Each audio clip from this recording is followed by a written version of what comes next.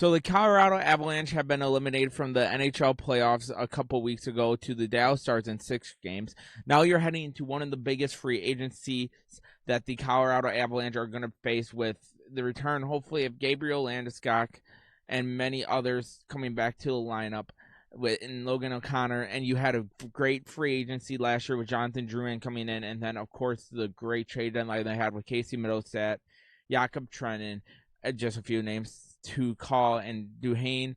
So it's going to be talked about what is the free agency for this year and the offseason going to look like for the Colorado Avalanche.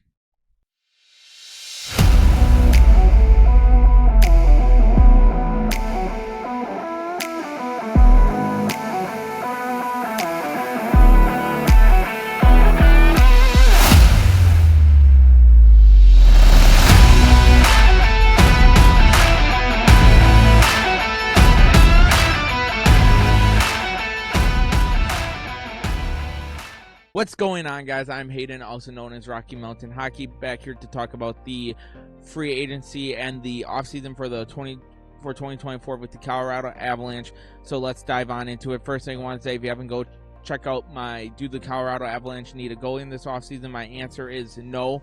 But go check out that video and I dive into why. I'll do a very, very brief explanation when I get to the goalie position today. But let's start off with the moves that the Colorado Avalanche and cap space and everything they have right now. So according to Cap Friendly, the Colorado Avalanche have around $15 million in cap space to use, close to $16 million. So let's get right on into it. In the draft, they'll have a first rounder, fourth rounder, sixth rounder, and seventh rounder. So that will be the picks the Colorado Avalanche will have. So that will be huge this year. And this year, in your first round, you hopefully will hit, because next year you don't got a first rounder, you don't got a second or third rounder, you only got your fourth rounder.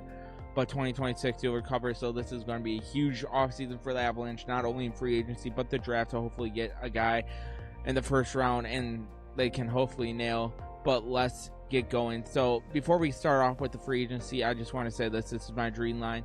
In the first line, you'll have Gabriel Landeskog, Nathan MacKinnon, and Mikko Rantanen. This is my hopeful line heading into the playoffs next year.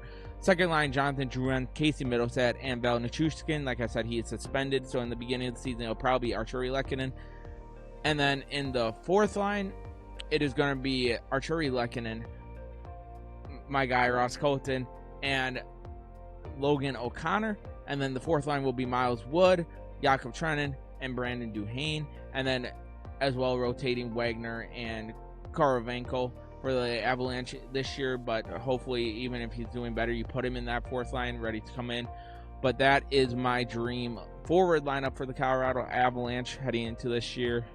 And then defensively, of course, Makar, Taves, Girard, and Manson.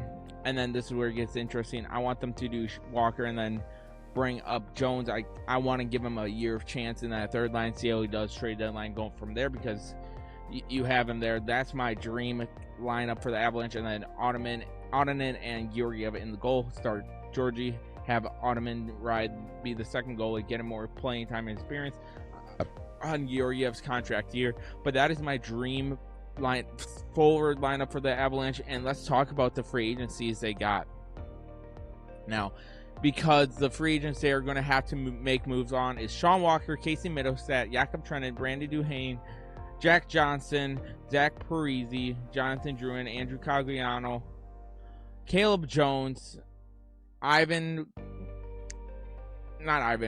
Joel Caravintini. So you will have that as well for the Avalanche. And then of course that's their projected free agents. Of course the biggest relief is Casey Middlestat being a restricted free agent, so odds are you'll have him coming back next year. You make a deal with him. But the biggest one's gonna be, of course, Jonathan Drouin. First line with McKinnon, career year, man, absolutely balled out and showed why he needs to be with the Avalanche next year, because he could be useful on the power play.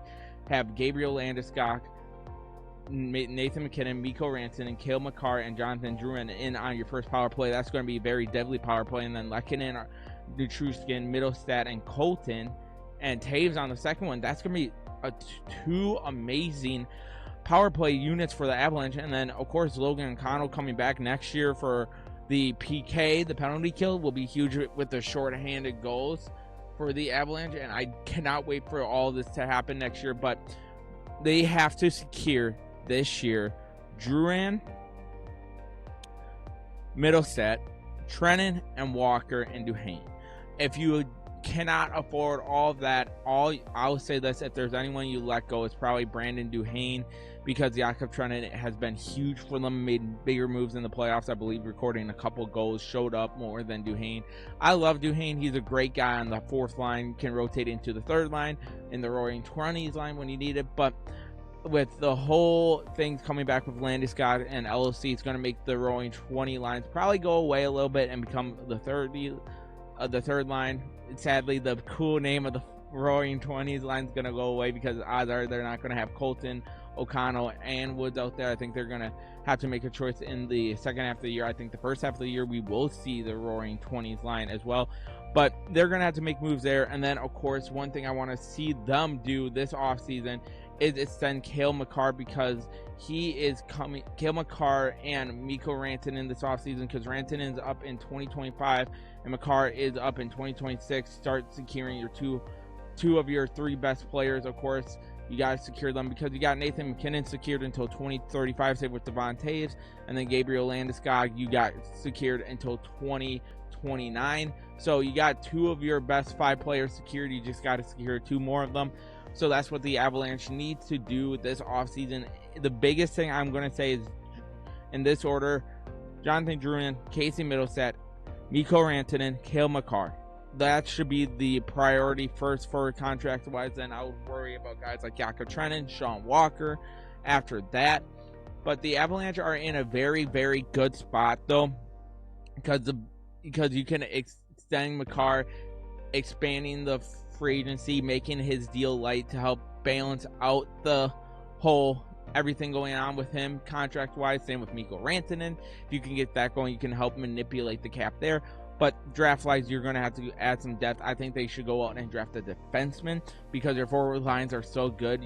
You got Chris Wagner and Nikita Korovenko still, who you can call up and still have young promises there. But the biggest thing for the Avalanche is going to be defensemen, because outside of Jones, you really get very weak there. I want to see him draft the best defenseman on the board at that time. And then goalie-wise, you are perfectly fine with Georgiev on a contract year. And then, of course, Justice Onoman, who is looking to be promising, 24, about to be 25, probably by the end of the year next year. Very promising goalie. Hopefully he can take the step as a backup goalie behind Georgiev for the full year. So I'm very excited for this offseason. I think the biggest thing is going to be for the Avalanche to re-sign core pieces from this year and help them out there. But let me know down below, what do you want to see the Avalanche do this offseason? Do you want to see them sign someone else? If you guys haven't already, hit that like and sub button. And as always, go Avs, go.